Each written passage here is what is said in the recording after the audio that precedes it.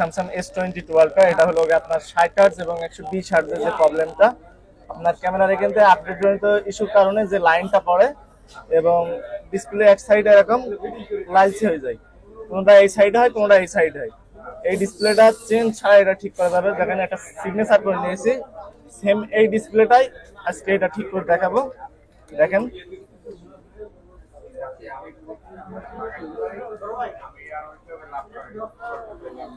দেখেন signature display, তারপরে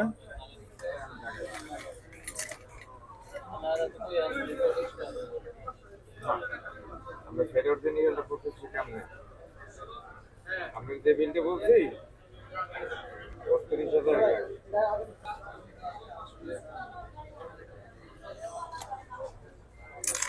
same signature ডিসপ্লেটা একটু লক্ষ্য রাখেন।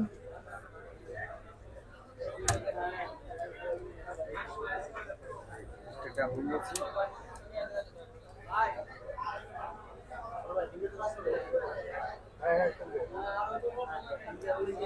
আলহামদুলিল্লাহ, এটা অন করার সময় এখানে হোয়াইট একটা লাইন পড়তো, দেখেন সেম সিগনেচার।